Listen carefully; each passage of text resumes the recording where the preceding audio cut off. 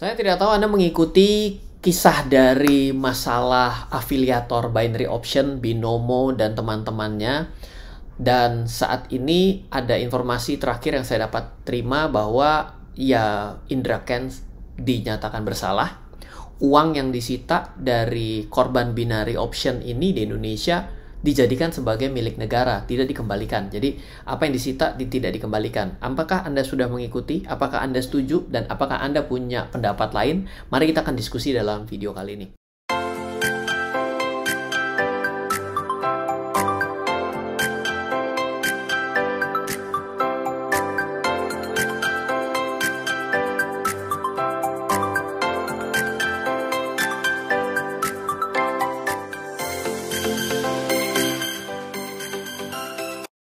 Welcome back di RF Channel YouTube. Uang yang disita dari Binomo CS menjadi milik negara. Nah, ini menjadi suatu perbincangan yang sangat menarik. Pada video kali ini kita akan coba bahas dengan berbagai macam perspektif.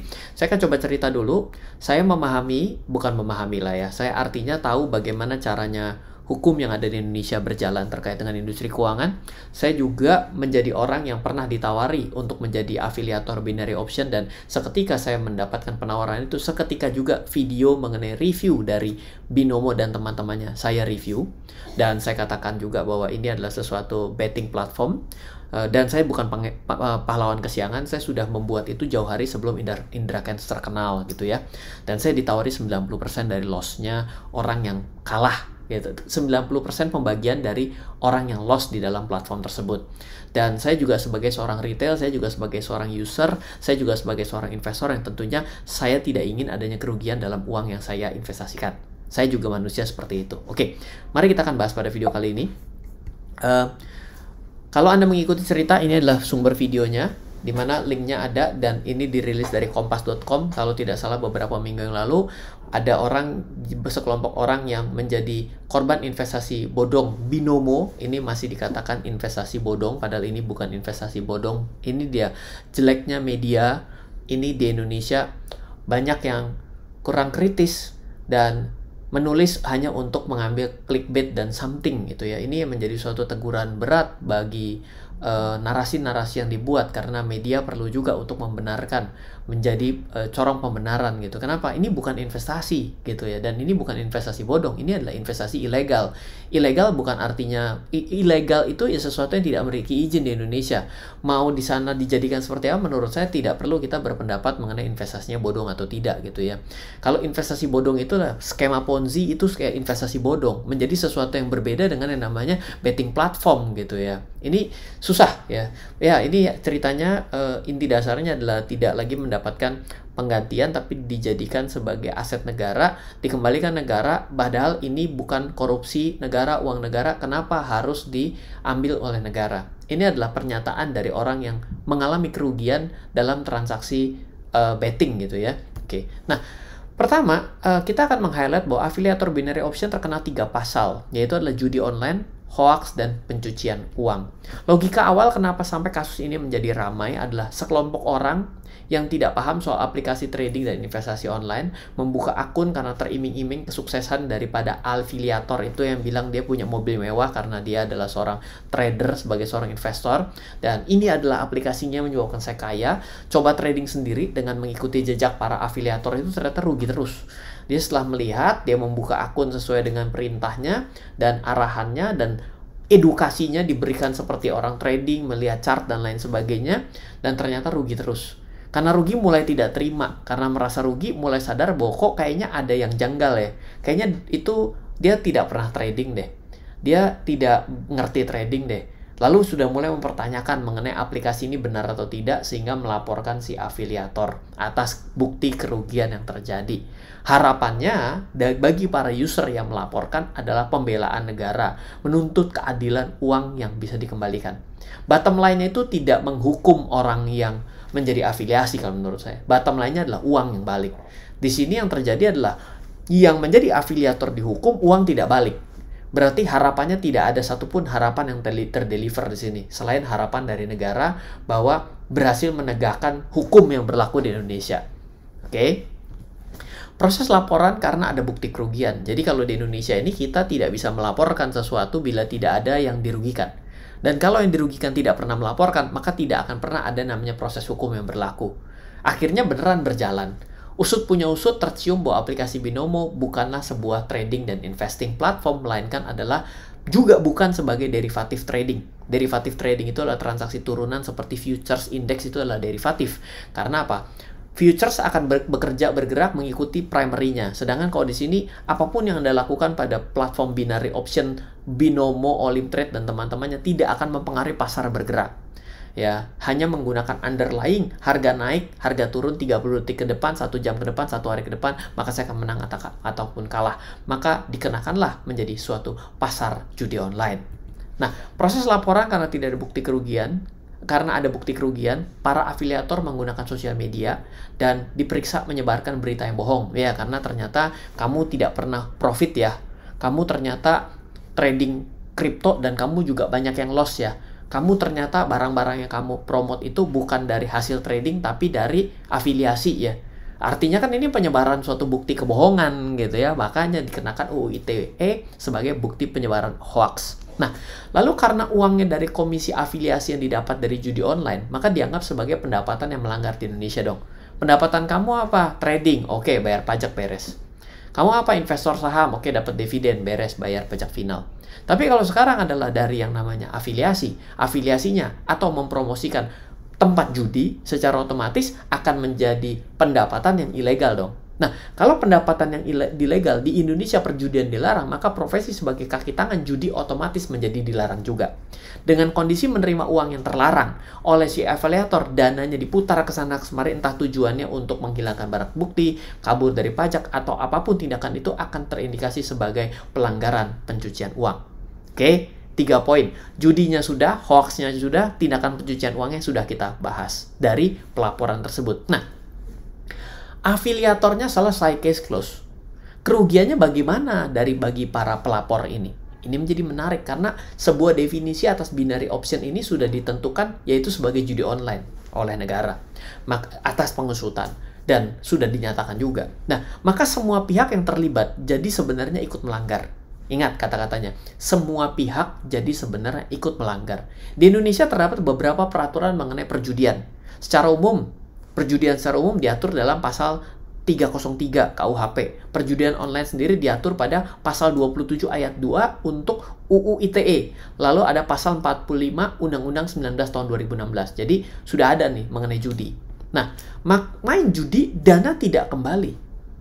Bagi siapa? Ya bagi siapapun di sini. Karena sudah menjadi ada hukumnya dan akan dianggap melanggar setelah platform apapun akan ditentukan sebagai platform judi.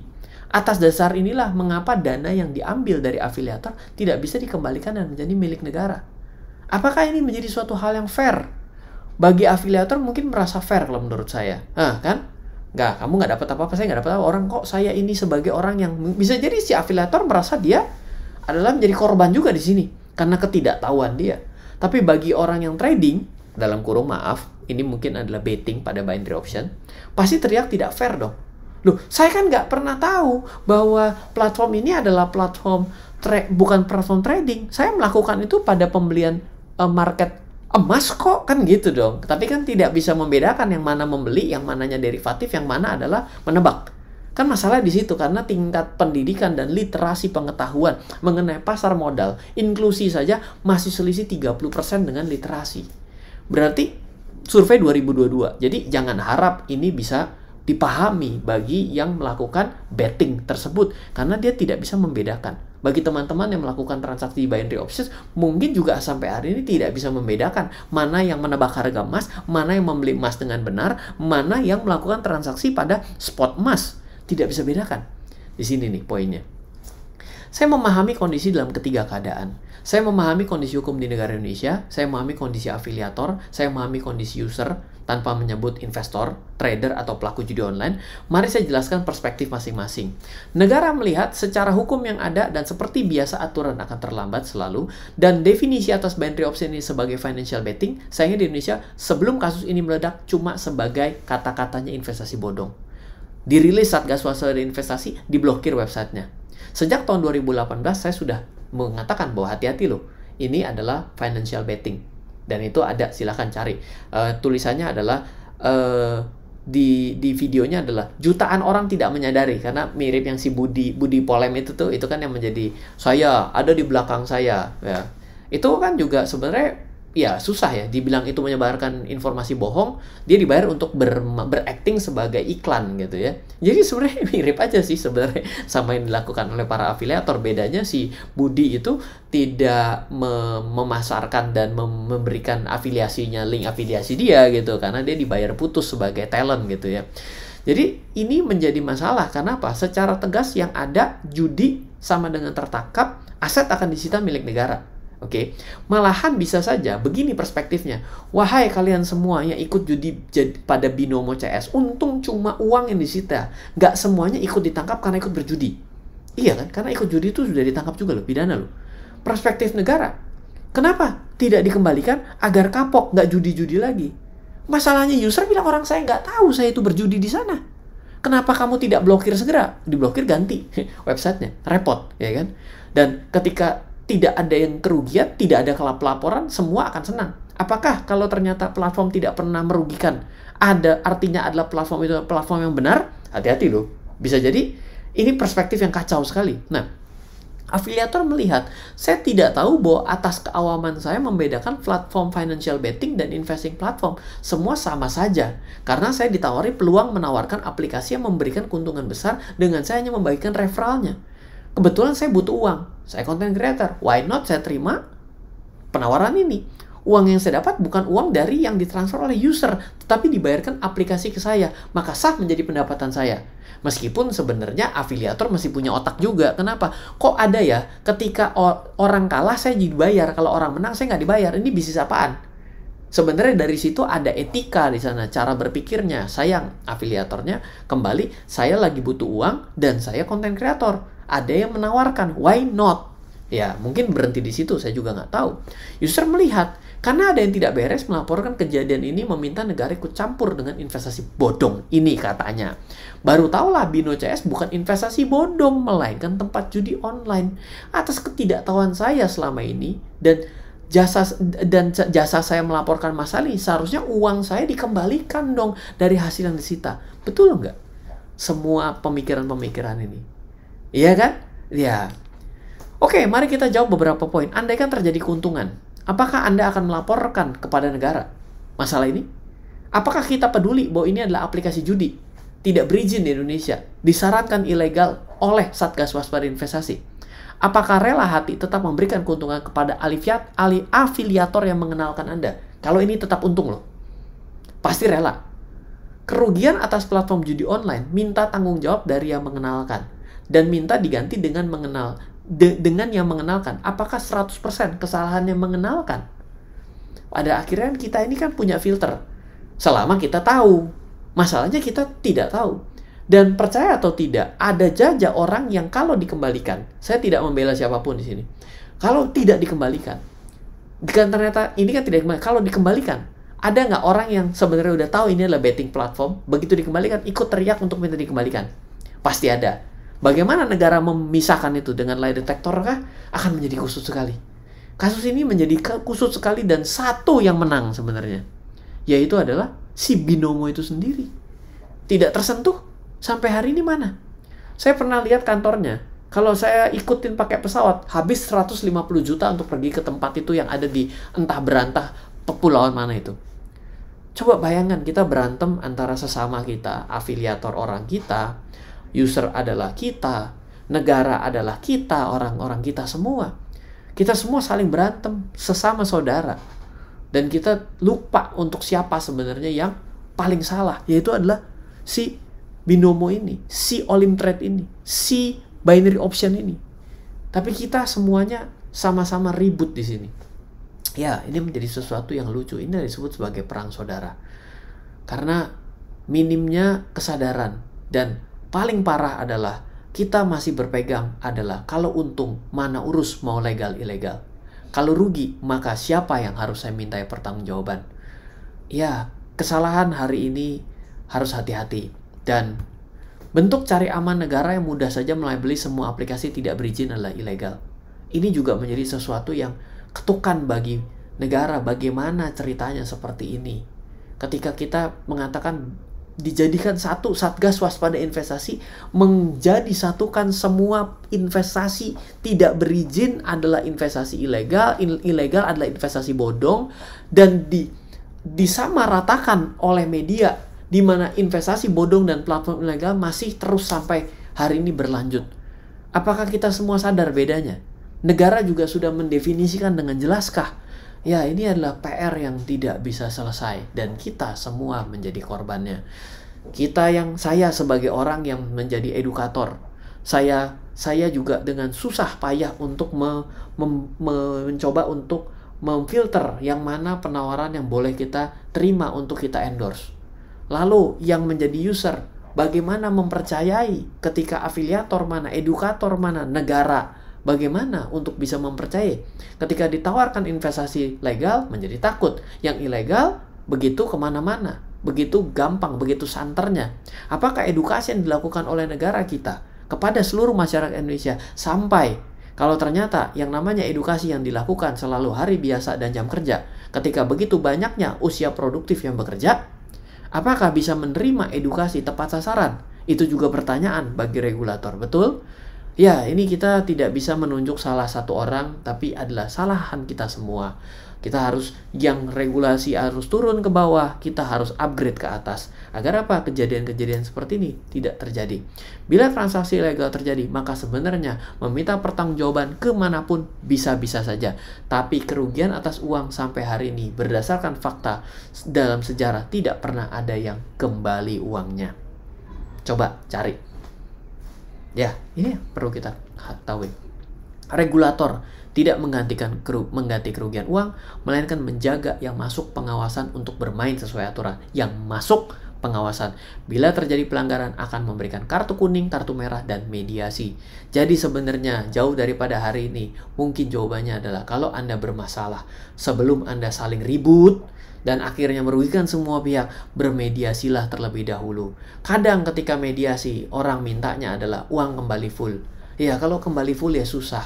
Ya, loh tapi kan kamu ikut melakukan, tapi saya kan juga kayak tadi itu. Jadi akhirnya semua nggak akan mendapatkan apa-apa dengan kejadian begini. Akhirnya ya rugi kita semua kan? Ya, kita jadi perang saudara lah begini. Pesan buat kita semua. Uang yang kita miliki bukan proses yang mudah sampai ke kantong kita. Sosial media dan online membuat kita jadi orang gampang panas melihat suksesan orang lain. Tidak ada jalan cepat kaya dengan membeli saham, membeli emas, membeli properti, dan lainnya. Semua ada risikonya. Ada belajarnya. Keserakahan membuat kita berhutang dan akhirnya justru malah rugi besar. Coba orang yang transaksi binary itu pakai uang sendiri, nggak apa-apa. Kalah, panas, pinjam uang, masuk lagi. Akhirnya bablas sehutang-hutangnya. Penawaran investasi apapun yang dikatakan tidak ada resikonya, pasti ada resikonya. Itu dikatakan demikian karena niat membohongi atau karena ketidaktahuan yang menawari. Hati-hati jalan cepat jadi kaya dengan modal kecil. Terlalu mimpi di siang bolong. Demikian dari presentasi saya kali ini. Kita semua dapat belajar banyak. Mari kita menjadi orang yang semakin mau belajar, semakin rukun dari satu dengan yang lainnya, dan negara bisa semakin turun ke bawah untuk bisa mengawasi dan mengayomi masyarakatnya. Dan please yang sudah menjadi aparatur, jangan lupa bahwa kita ini juga adalah masyarakat yang ingin juga mendapatkan mendengar dan juga harus mengikuti perkembangan zaman. Tolong juga harus menjadi seorang pelaku yang baik dan benar bagi semua pihak. Dari saya Ryan Filbert, salam investasi untuk Indonesia.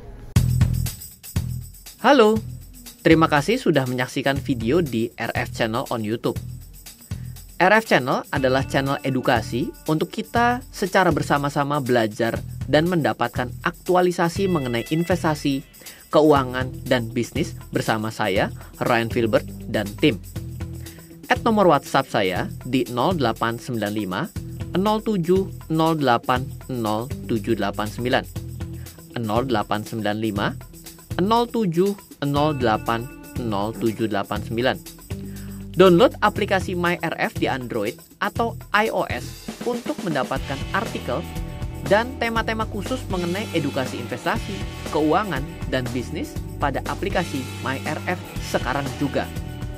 Setiap bulan, saya bersama dengan tim memiliki kelas, mulai dari belajar trading dengan analisa teknikal, yang strateginya bisa Anda terapkan pada seluruh market, mulai dari saham, forex, hingga cryptocurrency, atau kelas investasi saham bernama Fundamental Camp.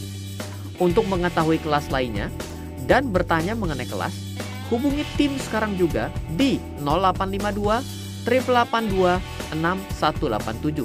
Sekali lagi, 0852 882 6187. Semoga terus bermanfaat. Dari saya Ryan Filbert, salam investasi untuk Indonesia.